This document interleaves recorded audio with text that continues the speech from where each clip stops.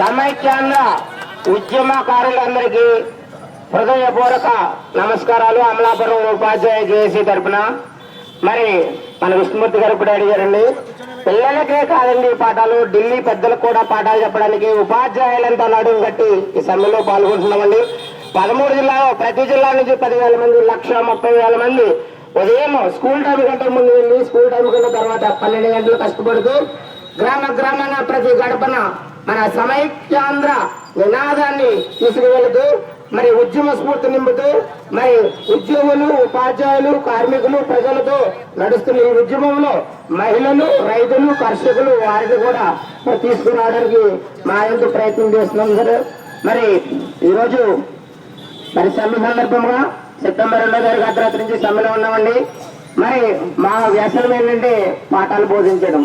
మరి ఉదయం నుంచి ఉద్యమం చేసి అలసిపోయాం కాబట్టి మా వ్యసనమైన పాఠాలు బోధించడానికి మళ్ళీ నడి రోడ్డు మీద మరి మన విద్యార్థులందరికీ మరి ఉద్యమ స్ఫూర్తితో మన ఆంధ్రప్రదేశ్ ఏ విధంగా ఏర్పడిందని వారిలో అవగాహన కల్పించే నిమిత్తము మహాత్మా గాంధీ సాక్షిగా, జాతిపిత మహాత్మా గాంధీ సాక్షిగా సత్యము, అహింస అనే 2 ఆయుధాలతోటి మనకి బ్రిటిష్ సామ్రాజ్యం నుంచి మళ్ళీ స్వాతంత్ర్యాలని సంపాదించి పెట్టిన మన జాతిపిత మహాత్మా గాంధీ సాక్షిగా ఈ అమలాపురం గడియార స్తంభం సెంటర్ లో నడి రోడ్డుపై విద్యార్థులకు మన ఆంధ్రప్రదేశ్ స్ఫూర్తిని కలిగిస్తూ నా యొక్క పాఠాన్ని బోధిస్తున్నానండి. నేను ముందుగా జిల్లా ప్రజా పరిషత్ వల్ల చంద్రగూడి పాఠశాలలో పిఎస్ ఉపాధ్యాయులుగా పనిచేస్తున్నానండి.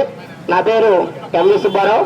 మరి ఇక్కడ విద్యార్థులందరూ భారత మాతల్లాగా, భగత్ సింగ్ లాగా, అల్లూరి సీతారామరాజు ఇలా వచ్చి ఈ ఉద్యమ స్ఫూర్తిని రగిలించి కనబడిన ప్రతి పెద్దవానికి వారిలో ఉద్యమ స్ఫూర్తిని రగిలిగా వచ్చారండి. ఒక ముస్లిం సోదరుడు వచ్చారండి, ఒక భరత్ మాత.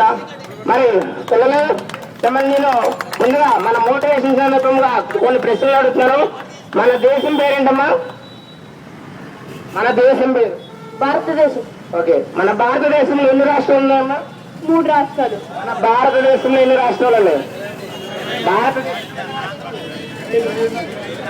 ఓకే, మన రాష్ట్రం పేరు ఆంధ్రప్రదేశ్ అని చెప్పారు. మన ఆంధ్రప్రదేశ్ రాష్ట్రంలో ఎన్ని జిల్లాలు ఉన్నాయి? 23. ఈ 23 జిల్లాని ప్రధానంగా ఎన్ని ప్రాంతాలుగా మనం పిలుచుకుంటున్నాం? ఎన్ని ప్రాంతాలుగా? 3 పేరు చెప్పమ్మా. కోస్తాంధ్ర, రాయలసీమ, తెలంగాణ. Very good. మన ఆంధ్రప్రదేశ్ రాష్ట్ర రాజధాని పేరేంటమ్మా? హైదరాబాద్. నన్ను ఎప్పటి నుంచి నేర్చుకుంటున్నామ్మా హైదరాబాద్? ఆంధ్రప్రదేశ్ రాష్ట్ర రాజధాని హైదరాబాద్ చాలా సంవత్సరాల నుంచి చిన్నప్పటి నుంచి నేర్చుకున్నాం. మరి ఆంధ్రప్రదేశ్ రాష్ట్ర రాజధాని పేరుని నీ పుస్తకంలో మార్చుకోవడానికి నీకు ఇష్టమా?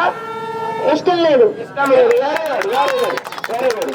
మరి నీ పిల్లలకి, మనవాళ్ళు కూడా ఆంధ్రప్రదేశ్ రాష్ట్ర రాజధాని హైదరాబాద్ గానే ఉండాలని కోరుకుంటున్నావు లేదా? కోరుకుంటున్నా. Okay, thank you very much. Samaikyandhra. మరి చూసారండి, మరి 10 వయసులో ఉన్న విద్యార్థుల్లో ఉన్న అవగాహన ప్రతి పెద్దవాళ్ళను కలిగించి, ఉద్యమ స్ఫూర్తిని కలిగించి, ప్రతి ఇంటిపై సమైక్యాంధ్ర జెండాను ఎగరేసి, ప్రతి సెల్ ఫోన్ లో కూడా సమైక్యాంధ్ర రింగ్ వచ్చేలాగా, మరియు సిటీ కేబుల్ లో సాంగ్స్ అన్ని కూడా సమైక్యాంధ్ర వీడియో, ఆడియో సాంగ్స్ వస్తే ప్రతి పౌరుడు కూడా నడి రోడ్డు మీద ఉంటాడండి.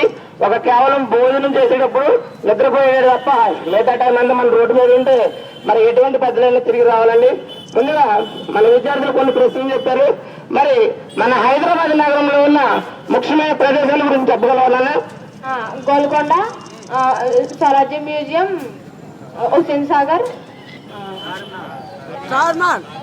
Ramoji film city, Charminar, Jalavihar, tank bund, assembly. మరి వీటన్నిటిని నువ్వు వదులుకోవడానికి సిద్ధంగా ఉన్నావా? వదులుకోవడానికి సిద్ధంగా ఉన్నావు నువ్వు?